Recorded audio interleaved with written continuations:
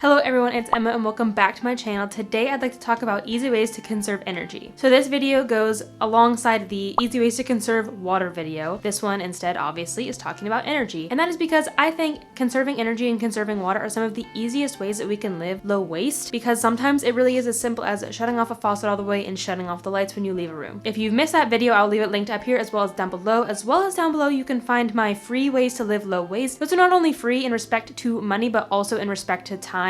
So they are all very easy as well. One of the big perks when it comes to saving water and saving energy is the money that it saves you as well. Not only are they free, but by keeping your lights off, carpooling, and other sorts of energy saving things, you can actually save a lot of money. So not only will these deal with the energy in your home, but the energy it takes to run a car, to ship packages, and so forth. I also have a pretty old video and a pretty old blog post about ways that you can save money by living low waste, which actually ends up making you money in the long run. All sources I have created, as well as all the sources I've used for this video, will be linked down below if you'd like to check them out. Some other things I would like to say before we get started. I know that I can talk a little bit fast, so the blog post that goes along with this video will be linked down below if you'd just like to read along, or you can actually change the speed of this video with the gear icon right here to something that better suits you. But why should we even bother saving energy? What does it really matter? Though our energy consumption as a society has not increased that much in the last 30 years due to energy efficient gadgets, it is still important to reduce our energy consumption. It is good for the environment and it is good for your wallet. Unfortunately though, even today, most of our energy comes from burning coal or burning fossil fuels. Saving energy means burning less fuel and therefore putting less emissions into the air. We only have a decade left to stop the average Earth temperature from rising more than 1.5 degrees Celsius. While that isn't much, it is an average temperature and this small change can be drastic. This is when ecosystems will begin to fail. This is when our precious water will begin to dry up. That is about all we have left before our damage done to our home can no longer be resolved. And you can read more about climate change with some of the resources that I'll have linked below. So now let's put energy conservation into perspective. According to Energy Saver, if widespread use of LED light occurs, as a society, we could save 348 terawatt hours of electricity just from switching our light bulbs. This is equal to roughly the annual electrical output of 44 large electric power plants. That is a lot of energy that can be saved, and that also saves about $30 billion total amongst all households. So imagine if we not only changed our light bulbs, but we made all the other changes on this list as well. Just imagine how much money we could save as individuals, as well as how much money we could save the economy, and how much less fuel we would have to burn. So with all that in mind, let's jump right into these easy ways that you can conserve energy. Obviously, the first one is to just turn off the lights when you're not using them. I have said this in plenty of my videos before. It's in one of my free ways to live low waste videos too, and that is, I almost never turn the lights on. We just have our windows open, using natural light for my setup as well. Oh my gosh, now I can't get it back to me. But we never have our lights on throughout the entire day. Instead, we just keep all of our windows open, all of our blinds open, and we utilize natural light all year round as well. We really, we need to turn the lights on once the sun goes down and before the sun comes up, but that's really it. When we're done in the kitchen and we move on to the living room or something, move on to the office, shut off the kitchen lights. When I'm done in the office, shut off the office light. Even if I'm only gonna be gone for a minute or two, I still shut off the lights because that's a minute of fossil fuels burning that don't need to be burning. Granted, the island of Okinawa, I don't think uses fossil fuels, but still it is just as important to preserve natural resources like solar, wind, and hydro as well. This also goes with outdoor lights. When you go to bed, turn your outdoor lights off, turn your garage lights off, and things like that. Like I already mentioned, the next tip is to just use sunlight during the day. You don't have to have your blinds open all day long, but once the sun comes up, consider opening your blinds, at least in like the living room and the kitchen. You don't have to do it in your bedroom or the bathroom. That might be a little weird, but in rooms that you use often and that you're comfortable with, see if you can use a little bit more sunlight instead of using actual electricity. But if you live in a hot climate where it's not very well insulated, you might want to actually keep your blinds shut. Fortunately here, our homes are very well insulated, even though it is a very hot climate, so I have the privilege of leaving my blinds open and utilizing the sunlight. But some homes might not be as well insulated. I know this happens a lot in Texas, especially when temperatures get to like 110 degrees Fahrenheit and higher. Your homes can get really hot, especially with the sunlight beating in. So in that case, it might be more important to just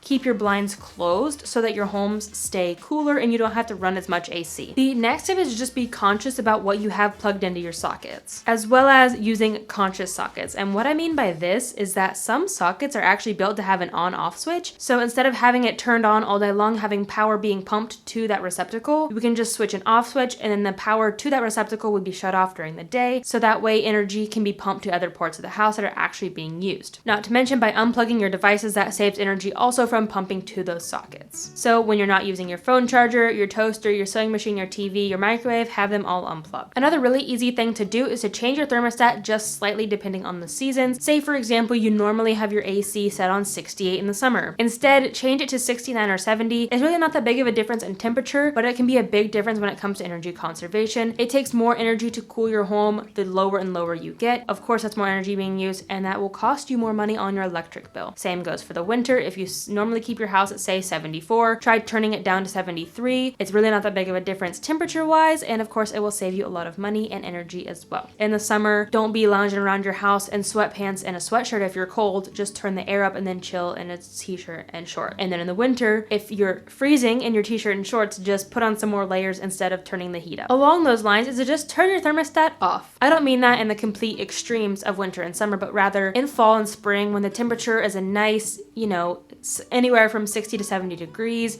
There's a breeze going. It feels really nice to just feel the natural air. Consider turning your thermostat off and just opening your windows instead. That is one of my favorite things to do in spring and fall when the temperature is just right. I think this spring, I forget how long we went, but I want to say we went like a month or more without using our AC or heat at all. We just always had the windows open constantly. The next tip is to get energy efficient appliances, and I'm not saying go buy a new TV and a new washing machine and a new microwave because that's very expensive.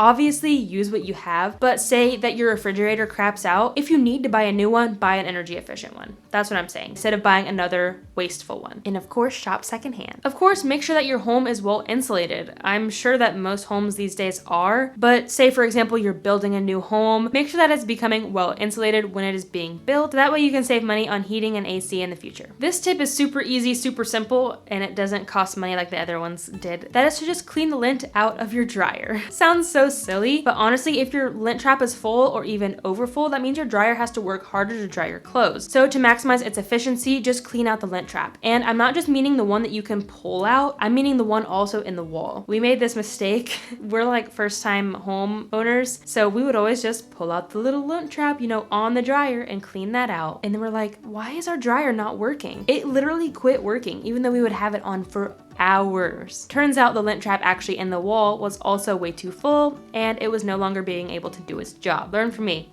Clean out your lint trap, both of them. Similar to that is to just clean the coils under your fridge. The cleaner your fridge is, the more efficient that it can run. Though the good news with your fridge is you only need to do this every 6 months or maybe even just once a year. All you have to do is find the panel, usually on the back or the bottom, and vacuum out the coils, vacuum out any dust that might have gotten trapped under there, and that'll get the job done. The next tip is to avoid your oven when possible. I know it's not always possible, especially if you want to make cookies or banana bread. Say for example, you need to cook some broccoli. Try to steam it or microwave it instead of baking it. Using the oven takes the most energy out of all the appliances in our home, so the more that you can avoid it, the better. As well as use residual heat when you cook or bake. And what I mean is, when I make my banana bread, part of the actual recipe actually is to bake it for 1 hour and then turn the oven off but leave the loaf in there. And that's because the loaf isn't done yet, but by using the residual heat, it'll get the loaf to the perfect consistency. Same goes for the stove. When your soup is almost done, just shut the stove off and let the residual heat continue to cook it, because obviously the stovetop, the oven's not going to cool down instantly. It's going to take several minutes, if not even hours, for it to cool down.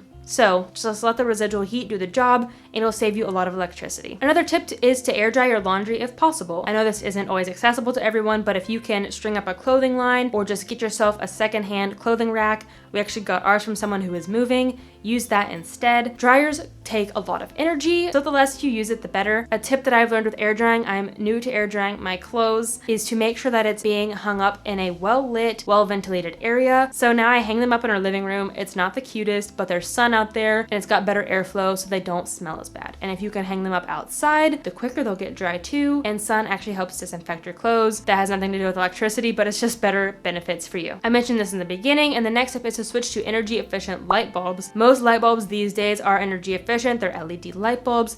They run a lot smoother, a lot more efficiently than traditional light bulbs. So once your traditional ones burn out, of course, use them first all the way. It's really wasteful to buy a new product when you don't need it, but when you do need new product, buy LED light bulbs instead. I mentioned this tip a little bit earlier as well, but this tip is to turn off external lights when you're not using them. This is my biggest pet peeve. I turn off my porch light when I go to bed, but then I wake up and someone in my quad has turned it on, and it drives me nuts because then it's just running for 6 or 8 hours throughout the night, and it doesn't need to because nobody's out there using it. So if you live in your own house, your apartment, turn off hallway lights, turn off porch lights, patio lights, garage lights whenever you're not using them. Moving on to some less house-related tips and more car-related tips, and the first one is to keep your car well maintained. Transportation is one of the leading causes of greenhouse gas emissions, so let's reduce that as much as possible. So just like I mentioned with the dryer and the fridge, by keeping your appliances and your vehicles well maintained, the better they run, the more efficient they run. The better your car runs, the more efficient the fuel will be,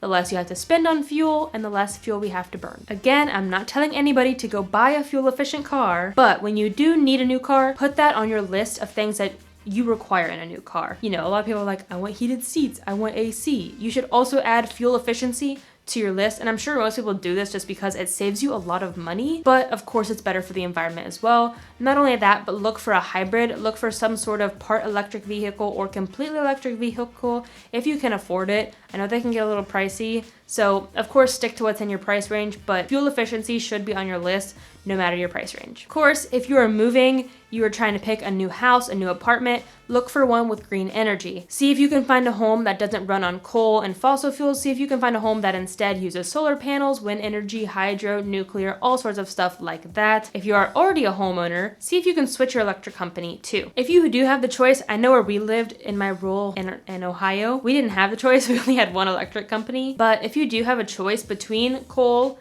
and renewable energy, always pick the renewable energy. The next tip is to avoid your car when possible and rather just choose a different mode of transportation. Of course, carpooling is a great option, but if you have the choice, you have the access, choose public transportation, it's a great option. If the weather's nice, if you are physically able, riding a bike or even walking is great too. All of this keeps more cars off the road, which keeps less fuels from being burned. The next tip is to fly as little as possible. I definitely think this has happened for a lot of people this year. I wrote this blog post early 2019 when travel was a thing. Now that nobody's really flying, this doesn't apply, but one day we will be traveling again. One day the world will get back to normal. So when that does happen, fly as little as possible. I know that RV travel, camper van travel has really become popular during these pandemic times. And I hope that continues to stay the trend because it is a great way to see a lot more of a country instead of just flying to one city, staying in that city for a few days, and then flying back to your hometown. Not to mention flying is extremely wasteful, though I do have a video about that right here talking about why I continue to fly. A lot of it does weigh heavily on the fact that I live on a little teeny tiny island, so it is near impossible for me to take any sort of public transportation, not to mention we're banned from public transportation still. All is to say, airplanes are extremely wasteful. If you need to fly, definitely do it. I'm not going to shame anyone for flying because I still fly because I need to. One day I would love to be able to fly as little as possible, and I hope that you at least take that into consideration too when booking your next trip. The last tip is to reduce, reuse, recycle. So this is actually a big one when it comes to energy, and I know this might sound cliche, but it's very true. When you reuse something, when you buy something secondhand even, it prevents something new from being created. When something new is created, it takes an insane amount of energy and resources to do so. Resources have to be extracted, transported to a facility, turned into that product, transported to a warehouse, transported to a store, and then you have to drive and go and buy it. So much energy goes into that. So by reusing what you already have, by reusing glass jars, by reusing furniture, reusing decor, anything that you can think of, really does help save a lot of energy, as well as recycling. Recycling is another great thing that will conserve a lot of energy. Taking old plastic and turning it into new plastic saves so much more energy as opposed to extracting oil, turning oil into plastic and turning that plastic into a new product. And of course, reducing your consumption overall will save a lot of energy too. That doesn't really need any explanation. If you have any other easy ways to conserve energy, definitely leave them down below. I'd love to check them out.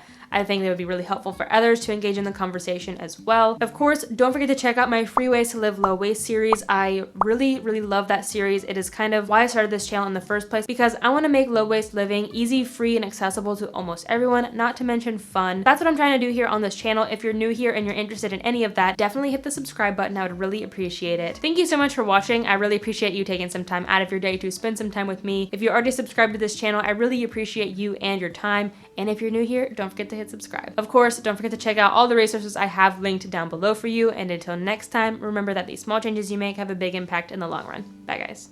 Ooh, there we go. Nice and bright. I don't mean in the complete, and I don't mean that in the complete extreme winter, and thankfully though, I do live in Japan where it's safe to do that. I don't know how safe it is to do that in the US these days. The US kind of scares me a bit. Make sure that it's well insulated make sure that it's becoming, so the less you use it, that low waste living, easy, fun, accessible, and cheap, easy free,